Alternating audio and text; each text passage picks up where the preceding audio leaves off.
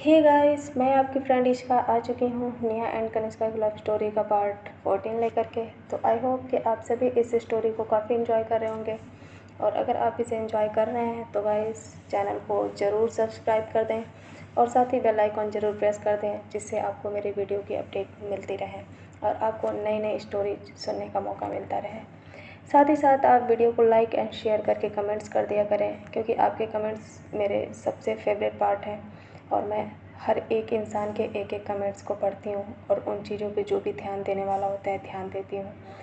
और आपके जो भी अच्छी बातें होती हैं वो मेरे दिल को काफ़ी तसल्ली देती हैं। तो चलिए बिना किसी देरी के बढ़ते हैं वीडियो की तरफ। इससे पहले प्रीवियस पार्ट में आपने सुना था कि कनिष्का एंड रिया एक पार्टी में मिल जाती हैं और फाइनली उनके दिल की गलतफहमियां दूर हो जाती हैं और फिर से वो लोग एक बार फ्रेंड्स बन जाती हैं। कनिष्का रिया को कंफर्टेबल करने की कोशिश करती है, क्योंकि रोनित ने उसे चीट किया था और ये बात अब कनिष्का सबके सामने ला करके रख देती है। तो अब तक रही ये हमारी स्टोरी और अब आगे। निया जब ये देखती है कि रिया किस तरह कनिष्का के गले लगी हुई है तो उसके दिल में एक अजीब सा दर्द उठने लगता है। निया को ये बात नहीं समझ में आती कि आखिर उसे ये सब देखकर इतना बुरा क्यों लग रहा है। निया दर्द, जलन और कन्फ्यूजन भरे एक्सप्रेशंस के साथ अपने सामने खड़े उन दो लोगों को देख रही थी। उसे कुछ समझ नहीं आ रहा था कि कल तक जिस इंसान को वो देखना भी नहीं पसंद कर रही थी, आज उसकी आंखों में किसी और के लिए प्यार, केयर और चिंता देखकर उसके दिल में ये अजीब सा दर्द क्यों उठ रहा है। निया को ये बात बिल्कुल समझ में नहीं आ रही थी कि अब तक जिस इंसान को देखकर वो इतनी नफ़रत करती आ रही थी, उस इंसान के लिए उसके दिल ने कब धीरे धीरे धड़कना शुरू कर दिया। निया के सामने इस टाइम काफ़ी अजीब सिचुएशन थी। उसके लिए ये सब बर्दाश्त कर पाना धीरे धीरे काफ़ी मुश्किल हो रहा था, इसलिए वो बिना कुछ कहे वहाँ से सीधे चली गई। अपने मन में उठ रहे हजार उलझनों और अजीबोगरीब फीलिंग्स के साथ वो सीधे जा कर के बार काउंटर के पास रुकी। अपने इस दर्द को ख़त्म करने के लिए उसने बार काउंटर पर रखी शराब से भरी उन गिलासों को बिना कुछ सोचे समझे एक एक करके ख़त्म करना शुरू कर दिया। निया शराब से भरी उन गिलासों को पानी की तरह पिए जा रही थी। उसे बस किसी तरह से अपने दिल में उठ रहे इस दर्द से छुटकारा पाना था। जब जब निया की आंखों के सामने वो सीन याद आता, तब तब निया एक नया गिलास खाली कर देती। लोग कहते हैं कि शराब हर गम को भुला देता है, पर जैसे जैसे निया नशे के आगोश में आ रही थी, वैसे वैसे उसके दिल में छुपा हर दर्द बाहर आ रहा था। उधर कनिष्का का पूरा ध्यान रिया पर था और वो उसे पूरी तरह संभालने की कोशिश कर रही थी। कुछ देर तक रिया को समझाने के बाद फाइनली रिया को थोड़ा सा अच्छा फील हुआ। अब कनिष्का के सामने ये था कि वो किस तरीके से रिया को अकेले घर जाने दे। चूँकि रिया रोनित के साथ उसकी कार में आई थी और अब रोनित पार्टी से जा चुका था, तो कनिष्का इस हालत में उसे अकेले बिल्कुल नहीं छोड़ना चाहती थी। उसे समझ नहीं आ रहा था कि आखिर वो किस तरीके से सभी चीज़ों को एक साथ मैनेज करे। कुछ देर सोचने के बाद उसने डिसाइड किया कि वो रिया को अकेले नहीं छोड़ेगी और वो उसे विधि और निया के साथ उसकी कार में लेकर जाएगी। पर जैसे ही उसे ध्यान आया कि निया के साथ रिया को लेकर जाना कितना मुश्किल हो सकता है, तो उसने ये डिसाइड किया कि पहले वो निया को इस चीज़ के लिए मनाएगी। और फाइनली अपनी उम्मीद भरी नज़रों से उसने निया की तरफ अपना सर घुमाया, पर इससे पहले कि वो निया को देख पाती, निया वहाँ नहीं थी। कनिष्का को समझ नहीं आ रहा था कि अभी कुछ देर पहले निया यहीं थी, फिर अचानक वो कहाँ चली गई। निया बार काउंटर पर धीरे धीरे अपने होश खो रही थी और इस बात का वहाँ मौजूद किसी भी इंसान को ध्यान नहीं था। अब कनिष्का को निया की थोड़ी सी फिक्र होने लगी। फिर अगले ही पल उसके ध्यान में आया कि वो ज़रूर अपने दोस्तों के साथ बिजी होगी, क्योंकि निया का जैसा एटीट्यूड था, उसे लगा कि उसे कोई फ़र्क नहीं पड़ता कि कोई इंसान कितनी प्रॉब्लम में है। कनिष्का ने रिया को विधि के हवाले किया और उसे उसका ध्यान रखने के लिए कहकर वो निया को ढूंढते हुए बार के अंदर आ गई। जैसे जैसे वो अंदर आई वैसे वैसे उसकी नज़रें पूरे हॉल की तरफ घूमने लगी। सबसे पहले उसने डांस फ्लोर की तरफ देखा पर वहाँ उसे निया नहीं दिखी। फिर उसने अपनी नज़रें घुमाई और दूसरी तरफ देखने की कोशिश की पर उसे निया कहीं नहीं दिखी। जब उसने अपनी राइट साइड में बार काउंटर की तरफ अपनी नज़रें घुमाई तो उसने देखा कि निया अपने हाथ में शराब की गिलास लिए बार काउंटर से अपना हाथ लगाए खड़ी थी। ये देख कर के कनिष्का को अच्छा नहीं लगा। उसने सोचा कि इतनी प्रॉब्लम होने के बावजूद भी ये लड़की यहाँ आकर के बिना किसी टेंशन के ड्रिंक कर रही है। कनिष्का धीरे धीरे निया की तरफ बढ़ी और वो निया के पास करीब 2 कदम दूर आकर खड़ी हो गई। उसने धीरे से कहा, निया, मुझे तुमसे कुछ बात करनी है। निया के कानों में जैसे ही ये आवाज़ गई तो उसे लगा कि उसके कान बज रहे हैं और उसने एक मुस्कुराहट के साथ कहा, इस लड़की का अभी तक चेहरा ही मुझे परेशान कर रहा था पर अब तो उसकी आवाज़ भी मेरे कानों में गूंज रही है। ये मुझे क्या हो रहा है। निया अपने ही मन में खोई हुई थी और उसे इस बात का एहसास नहीं था कि ये उसका वहम नहीं बल्कि सच है। कनिष्का ने देखा कि निया ने उसकी बातों का कोई रिप्लाई नहीं किया तो उसने फिर से कोशिश करते हुए कहा, निया, मैंने कहा मुझे तुमसे बात करनी है, मेरी तरफ देखो।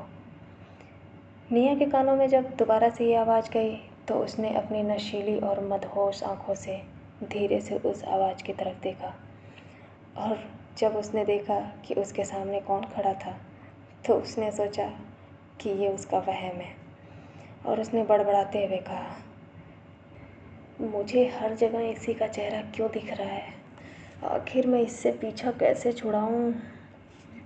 कनिष्का ने जब निया को बड़बड़ाते हुए सुना तो उसे इस बात का थोड़ा सा बुरा लगा। उसने अपने मन ही मन में कहा, क्या ये लड़की मुझसे इतनी नफ़रत करती है कि मैं इससे 2 सेकंड बात भी कर लूँ तो इसे भी खुद से नफ़रत होने लगती है। क्या ये सच में मुझसे हर पल हर वक्त पीछा छुड़ाने के लिए कोशिशें करती रहती है। कुछ देर तक खुद के ही ख्यालों में खोए रहने के बाद कनिष्का अपने होश में आई और उसने फिर से निया से बात करने के लिए अपना कदम आगे बढ़ाया और उसने कहा, निया, मुझे तुमसे ज़रूरी बात करनी है पर जैसे ही उसने अपनी बात आगे कंटिन्यू करने की सोची तो उसने देखा कि निया के साथ कुछ तो गलत था। निया अपने पहले के बिहेवियर से काफ़ी अलग लग रही थी। उसे ऐसा देखकर लग रहा था कि जैसे उसकी बॉडी, उसके लफ्ज़ और उसका कोई भी एक्शन उसके कंट्रोल में नहीं था। कनिष्का ने जब निया को ऐसे अजीब तरीके से देखा तो वो उसे सवालिया नज़रों से देखने लगी और ये समझने की कोशिश करने लगी कि आखिर यहाँ क्या गलत है। इससे पहले कि कनिष्का कुछ समझ पाती, निया ने अपने पैरों पर सीधे खड़े होने की कोशिश की पर चूँकि वो काफ़ी नशे में थी तो उसने अपना कंट्रोल खो दिया और वो गिरने ही वाली थी। इससे पहले कि वो गिरती, कनिष्का ने उसे दौड़ के संभाल लिया और उसे संभालते हुए कहा, निया, ध्यान से, क्या हुआ तुम्हें। जब निया ने महसूस किया कि कनिष्का सच में उसके पास है तो उसने अपनी अजीब और नशीली आंखों से कनिष्का के चेहरे को देखा। जब कनिष्का ने निया की नशीली और लाल आंखों को देखा तो उसे शक हुआ कि निया ने ड्रिंक कर रखा है और उसने कंफर्म करने के लिए इधर उधर नज़रें घुमाई पर जैसे ही उसकी नज़र उन सभी खाली गिलासों पर पड़ी तो उसकी आंखें हैरानी से बड़ी हो गईं। कनिष्का ने यह अंदाज़ा लगा लिया था कि निया ने ड्रिंक किया है पर उसने ये कभी नहीं सोचा था कि निया ने इस हद तक ड्रिंक किया है। फाइनली उन ग्लासों को देखते हुए उसे यकीन नहीं हो रहा था कि ये सच में निया ने ही किया है तो उसने अपनी डाउट भरी नज़रों से बार काउंटर के वेटर की तरफ देखा तो वेटर ने उसे कंफर्म करते हुए कहा, यस, ये निया मैडम ने ही पिया है।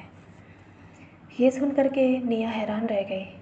और उसने ये कभी सोचा भी नहीं था कि निया इतना ज़्यादा ड्रिंक कर सकती है। उसे निया के हैबिट के बारे में नहीं पता था, तो वो ये अंदाज़ा नहीं लगा पा रही थी कि निया हमेशा से ही इतना ड्रिंक करती है या ये पहली बार था। फाइनली उसने निया को संभाला और उसे ये रियलाइज हुआ कि निया अब अपने कंट्रोल से बाहर जा चुकी है। कनिष्का जो करने आई थी उसने अपना प्लान बदल दिया और अब उसे समझ नहीं आ रहा था कि आखिर क्या करे, निया को संभाले या रिया को। उसके दिमाग में तुरंत आइडिया आया और उसने निया को चेयर पे संभालते हुए बैठाया और उसे अपने सपोर्ट पर खड़ा किया।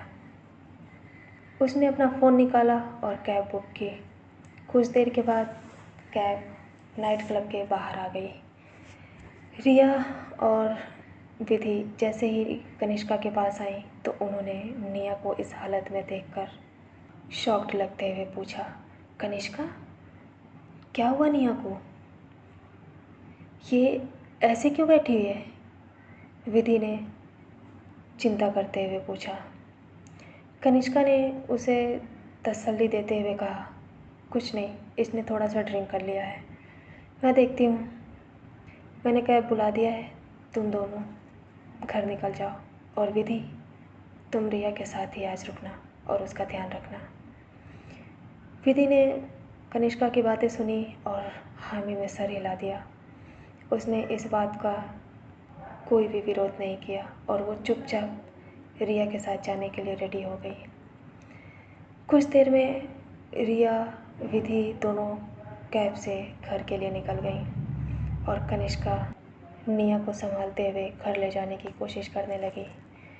पर चूँकि निया ने काफ़ी ड्रिंक कर लिया था तो वो अपने पैरों पे चल नहीं पा रही थी और कनिष्का को समझ नहीं आ रहा था कि आखिर वो निया को कैसे लेकर जाए। कुछ देर सोचने के बाद उसने निया को उठाकर ले जाने का फ़ैसला किया और वो उसे अपनी गोद में उठाकर नाइट क्लब से बाहर लेकर गई। जब कनिष्का निया को बाहर लेकर जा रही थी तो निया पता नहीं क्या क्या बड़बड़ा रही थी। उसके शब्द साफ नहीं थे।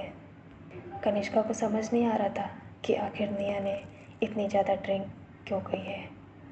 कनिष्का निया को संभालते हुए और उसने कार का फ्रंट डोर ओपन करके निया को किसी तरह आगे बैठाया। निया बिल्कुल होश में नहीं थी तो इस वजह से आज कनिष्का ही कार ड्राइव करने वाली थी। कनिष्का ड्राइविंग सीट पर आकर बैठ गई और उसने निया को संभालते हुए सेफ्टी बेल्ट लगाया। सीट बेल्ट लगाने के बाद कनिष्का कार स्टार्ट करने ही वाली थी कि तभी निया कुछ बड़बड़ाते हुए कहने की कोशिश करने लगी। निया ने कहा, मुझे कोई प्यार नहीं करता, मेरी मॉम, वो तो मुझे बचपन में ही छोड़ के चली गई। उन्हें तो इस बात का भी फ़र्क नहीं कि मैं ज़िंदा हूँ या मर गई। मेरे डैड, उन्हें तो पैसों के अलावा कुछ दिखता ही नहीं है। बस उनका बिजनेस, उनका पैसा, उनकी लाइफ, उन्हें तो याद भी नहीं कि उनकी एक बेटी भी है। मुझे कोई प्यार नहीं करता, मुझसे कोई प्यार नहीं करता। मैं बिल्कुल अकेली हूँ। नया दिख राइट, बिल्कुल अकेली है। लोगों को लगता है मैं अपनी लाइफ में बहुत खुश हूँ, पर सच तो ये है किसी भी इंसान को फ़र्क नहीं पड़ता कि मैं जीऊँ या मरूँ। हमेशा गुस्से और एटीट्यूड में रहने वाली निया आज एक कमज़ोर, लाचार, अकेली और मासूम लड़की लग रही थी। उसे इस हालत में देखकर कनिष्का के दिल में दर्द होने लगा और उसे इस बात का एहसास हुआ कि आखिर इस लड़की के अंदर एक मासूम छोटा सा बच्चा भी है, जिसे शायद कपूर फैमिली में किसी भी इंसान ने समझने की कभी भी कोशिश नहीं की। कनिष्का को शायद धीरे धीरे अब इस बात का एहसास होने लगा कि आखिर निया रियल लाइफ में इतनी रूड क्यों है। उसने अपने आप को ऊपर से बचपन से ही कठोर दिखाने की कोशिश की, पर सच तो ये था कि उसके दिल में एक ऐसा मासूम बच्ची थी जिसे प्यार, केयर और अटेंशन की ज़रूरत थी। उसके पास सब कुछ था, पैसा था, पावर थी और अच्छा खासा शहर में नाम भी था, पर जो रियल में होना चाहिए वो नहीं था, प्यार। उसे प्यार देने वाला कोई नहीं था। और ये बात कनिष्का ने उसके चंद थोड़े शब्दों से समझ लिया। कनिष्का को जब ये रियलाइज़ हुआ कि निया दिल से कितनी अच्छी है, तो उसका ओपिनियन उसके लिए बदल गया।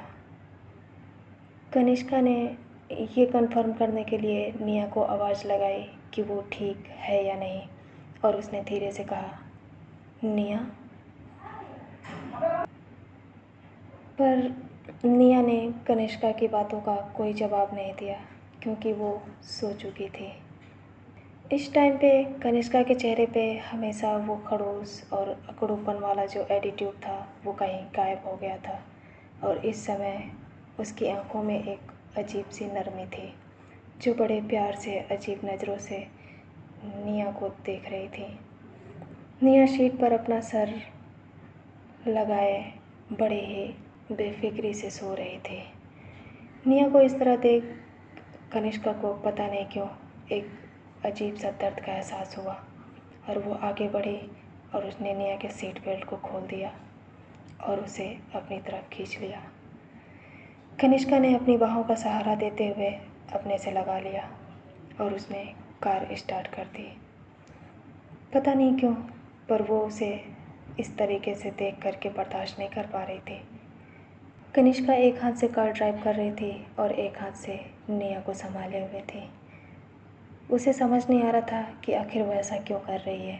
वो चाहती तो निया को सीट बेल्ट के साथ वैसे ही छोड़ सकती थी, पर उसके बावजूद भी उसने ऐसा नहीं किया। कुछ देर कार ड्राइव करने के बाद वो लोग कपूर हाउस पहुँचे। काफ़ी रात हो चुकी थी और घर के लगभग सभी लोग सो चुके थे। चूँकि निया के साथ कनिष्का थी, तो दादाजी की टेंशन अब पहले से काफ़ी कम हो चुकी थी और वो भी सो चुके थे। पूरे कपूर हाउस में सिर्फ 2 ही लोग थे, और वो थे मिस्टर कपूर और Mrs Kapoor. Mister Arnab Kapoor business के सिलसिले में फिर से बाहर चले गए। चूँकि कंपनी में इस समय हालात कुछ ठीक नहीं थे, तो वो इस समय 1 मिनट भी आराम नहीं कर सकते थे। कनिष्का ने बहुत ही सावधानी के साथ निया को उसकी सीट पे लेटाया और वो अपने सीट से बाहर निकल कर के निया की तरफ गई। उसने धीरे से कार का डोर ओपन किया और कनिष्का को, निया को अपनी बाहों में लिया। निया इस समय गहरी नींद में सो रही थी और उसे इस बात का बिल्कुल होश नहीं था। इस समय निया के चेहरे पे एक अजीब सी मासूमियत थी। उसे देखकर ऐसा लग रहा था कि कोई छोटा सा बच्चा बेफिक्र होकर आराम से किसी अपने की गोद में सो रहा हो। कनिष्का ने गार्ड को गेट खोलने का इशारा किया और वो उसे लेकर के सीधा निया के रूम में आ गई। कनिष्का ने बहुत ही प्यार से निया को बेड पे लेटाया। बेड पे लेटाने के बाद उसने बहुत ही सावधानी से इस बात का ध्यान रखते हुए कि कहीं निया की आंखें न खुल जाएं, ब्लैंकेट उड़ाया। ब्लैंकेट उड़ाने के बाद वो कुछ देर तक निया के पास बैठकर उसे देख रही थी। वो जी भर के उसके चेहरे को देख रही थी और उसे जितना देख रही थी ऐसा लग रहा था कि वो उतना उसकी तरफ, उसके करीब और करीब बढ़ रही है। पर फिर अचानक उसे होश आया और उसने खुद को रोक लिया और उसने वहाँ से बाहर जाने का फ़ैसला किया। कनिष्का वहाँ से उठ कर के बाहर जाने ही वाली थी कि तभी उसे एहसास हुआ कि निया ने उसका हाथ पकड़ा है। कनिष्का ने मुड़ कर के निया की तरफ देखा तो निया की आंखें खुली हुई थी। निया अपनी मदहोश नशीली आँखों से कनिष्का को देख रही थी। उसे समझ नहीं आ रहा था कि वो क्या कर रही है, पर वो इस समय वही कर रही थी जो उसके दिल ने उससे कहा था। वो होश में नहीं थी, इसके बावजूद भी उसे इस बात का एहसास था कि उसके पास कौन है। उसने बड़ी ही मासूमियत से कहा, कनिष्का प्लीज़ मुझे छोड़ के मत जाओ। कनिष्का ने जैसे ही निया की ये आवाज़ सुनी, उसके दिल में एक हलचल सी दौड़ उठी। उसने अपने जगह से हिलने की बिल्कुल कोशिश नहीं की और उसे देखकर ऐसा लग रहा था कि वो इस समय अपने बस में नहीं है। वो निया के पास आई और उसने उसके हाथों को पकड़ के कहा, मैं यहीं हूँ तुम्हारे पास, सो जाओ। नहीं, मैं नहीं सोऊंगी। अगर मैंने अपनी आंखें बंद की तो तुम यहाँ से चली जाओगी। निया ने एक मासूम से बच्चे की तरह क्यूट सा फेस बनाते हुए कहा। ये देखकर कनिष्का को उस पर बेतहासा प्यार आ रहा था।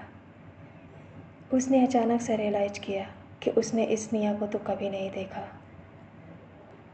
आखिर ये निया खुद को छुपाने की कोशिश क्यों करती है? इस टाइम पे जो निया थी वो बेतहासा खूबसूरत, मासूम और भोली लग रही थी। इस लड़की पे दुनिया का शायद ही कोई इंसान होगा जो अपना प्यार उस पर न्यौछावर करने से खुद को रोक सकता था। उसने उसकी बातों को काटने की हिम्मत नहीं की और चुपचाप बेड के पास बैठ गई। निया अपनी नीली और तारों से चमकती हुई आंखों से कनिष्का को देख रही थी। उसे देखकर ऐसा लग रहा था कि जैसे वो अपनी आंखें बंद करने से डर रही हो और उसे इस बात का डर था कि कहीं उसने अपनी आंखें बंद की तो कनिष्का उससे दूर न चली जाए। ये सोच करके निया ने अपने हाथों की पकड़ और मजबूत कर ली और उसने कनिष्का का हाथ और ज़ोर से पकड़ लिया। कनिष्का ने जब ये देखा कि निया को इनसिक्योरिटी महसूस हो रही है तो वो धीरे से उसके पास गई और चुपचाप जाकर उसके बेड पे बैठ गई। उसने अपने हाथों को उठाकर कनिष्का निया के गालों पर रखा और उसे प्यार से देखते हुए कहा, मैं यहीं हूँ तुम्हारे पास, कहीं नहीं जा रही, तुम सो जाओ, काफ़ी रात हो चुकी है ना। निया एक अच्छे बच्चे की तरह कनिष्का की बातें सुन रही थी, पर उसने उसकी बातों का कोई जवाब नहीं दिया। वो चुपचाप अभी भी अपनी टिमटिमाती आंखों से कनिष्का को लगातार देख रही थी। उसे देखकर ये मुश्किल था, उसे देखकर ये अंदाज़ा मुश्किल था कि आखिर उसके दिमाग में क्या चल रहा है। ये देखकर कनिष्का उसे समझने की कोशिश करने लगी और वो बड़े ध्यान से उसे देख रही थी। कनिष्का ने कुछ कहते हुए अपने होठ हिलाए और इससे पहले कि वो एक भी शब्द कह पाती, निया अचानक अपनी जगह से उठ गई और उसने कनिष्का को सीधे किस कर लिया। कनिष्का ने जैसे ही निया की हरकत देखी, उसे लगा जैसे उसके दिल में एक अजीब सा करंट दौड़ गया। निया की इस हरकत से वो हैरान रह गई। उसे समझ नहीं आ रहा था कि आखिर निया ने ऐसा क्यों किया। उसने अपनी मुट्ठी ज़ोर से बंद कर ली। कुछ देर पहले जो उसकी आंखों में शांति दिख रही थी, अब उसकी जगह पे हैरानी थी और उसने शॉक लगते हुए ये समझने की कोशिश की कि आखिर उसके साथ क्या हो रहा है। पर इससे पहले कि वो कोई रिएक्ट कर पाती, निया अचानक सा पीछे हट गई और वो अपना मुंह घुमा करके सो गई। ये क्या था? कनिष्का ने मन ही मन में कहा। आखिर इस लड़की ने ऐसा क्यों किया? कनिष्का के मन में एक अजीब सी हलचल उठने लगी। हालांकि ये काफ़ी अनएक्सपेक्टेड था, पर इसके बावजूद भी ये उसके शांत और गहरे समुंदर जैसे दिल में हलचल करने के लिए काफ़ी था। वो चुपचाप निया को देख रही थी। उसे समझ नहीं आ रहा था कि अब वो क्या करे, यहाँ बैठे या जाए। निया ने इस किस के बाद एक भी हलचल नहीं की। निया को देखकर ऐसा लग रहा था कि जैसे वो काफ़ी देर से सोई हो और उसे किसी बात का कुछ पता ही नहीं। निया की ऐसी हरकत को देखकर कनिष्का को ये महसूस हो रहा था जैसे उसने कोई जीते जागते आँखों से सपना देखा हो। कुछ देर तक हैरानी के साथ ऐसे ही बैठे रहने के बाद कनिष्का वहाँ से जाने के लिए उठी और वो वहाँ पे खड़ी होकर के एक लास्ट टाइम निया को देखने के बाद पीछे मुड़ गई। वो दरवाजे तक आई और वो एक बार फिर से दरवाजे पर आकर रुक गई और उसने फिर से अपना सर घुमा करके निया को देखा। निया अब वास्तव में सो चुकी थी। निया को यूं आराम से सोता देख कनिष्का को तसल्ली हुई और उसने बड़ी ही सावधानी से बिना किसी शोर के धीरे से उसका डोर बंद किया। कनिष्का जैसे ही बाहर आई उसने अपने उंगलियों से अपने होठों को छुआ और उसे देखकर ऐसा लग रहा था कि वो कुछ देर पहले हुई इस अनएक्सपेक्टेड किस को महसूस करने की कोशिश कर रही थी। अपने ख्यालों में खोई हुई वो अपने रूम में आ गई, पर उसकी आंखों में नींद बिल्कुल भी नहीं थी। कनिष्का चुपचाप जाकर के अपने चेयर पे बैठ गई। इस बीच वो निया में इतनी खो गई कि उसे ध्यान ही नहीं था कि रिया के बारे में भी उसे कुछ पता करना था। फाइनली वो कुछ देर बाद अपने होश में आई। 12 o'clock रिया का फ्लैट। रिया के रूम में विधि चुपचाप बैठी हुई थी और रिया अपने बेड पर ऐसे बैठी थी जैसे उसे इस बात का एहसास ही नहीं कि उसके साथ कोई और भी है। विधि रिया को इस तरीके से देखकर बिल्कुल बर्दाश्त नहीं कर पा रही थी और वो धीरे से रिया के सामने आकर के बैठ गई। उसने कुछ देर तक रिया को चुपचाप ऐसे ही देखा और फाइनली बहुत प्यार से उससे बोलने की कोशिश करते हुए कहा, रिया प्लीज़ मुझसे बात करो, तुम ऐसे मुझसे नाराज़ मत रहो प्लीज़। तुम्हारी ये नाराज़गी मुझसे बर्दाश्त नहीं हो रही है। प्लीज़ मुझसे कुछ कहो, मुझे डांटो, पर ऐसे चुप मत रहो। प्लीज़ रिया, ऐसा मत करो।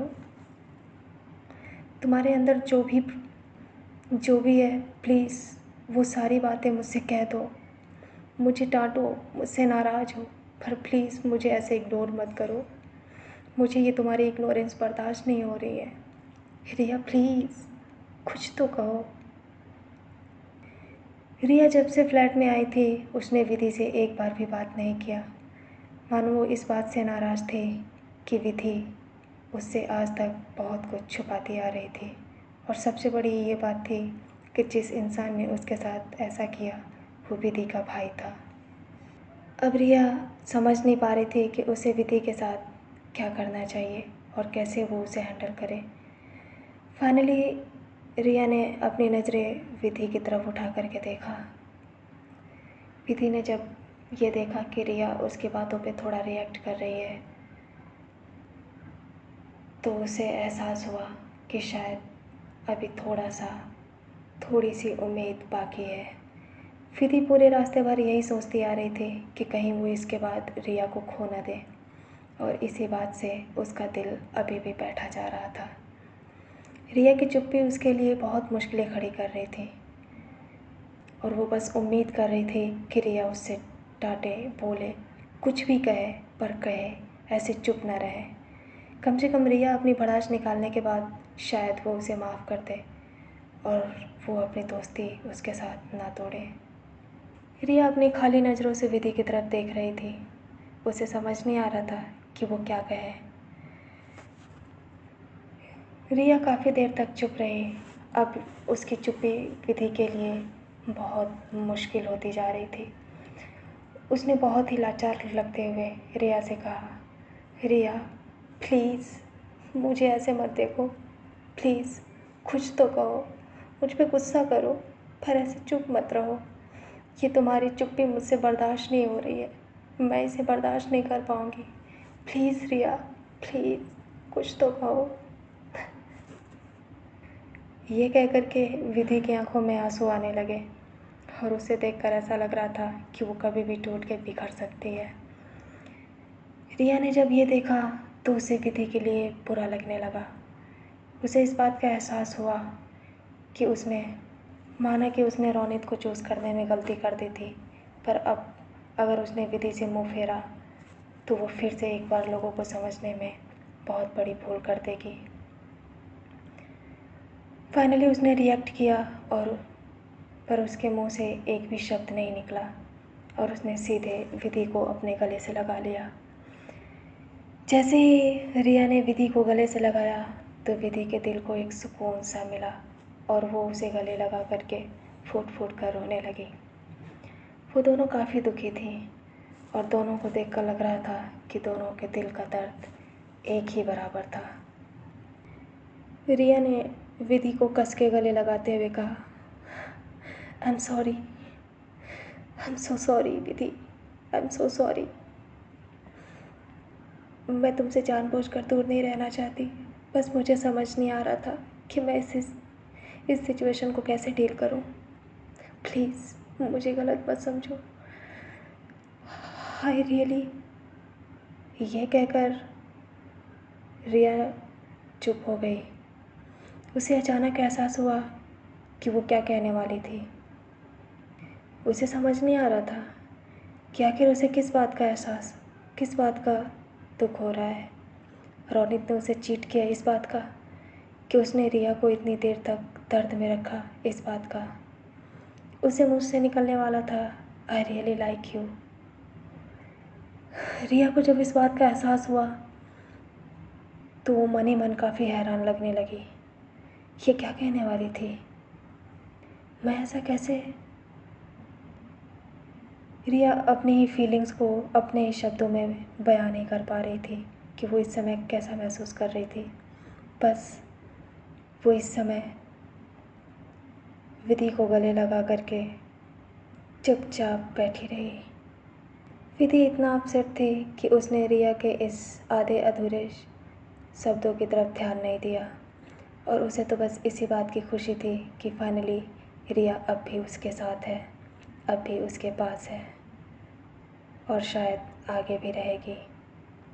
हालांकि इस टाइम रिया का रोनित के साथ ब्रेकअप हो चुका था, पर वो कहते हैं कि कभी कभी कुछ चीज़ों का अंत एक नई चीज़ की शुरुआत होती है और फाइनली रिया के एक नए फ्यूचर की शुरुआत हो चुकी थी।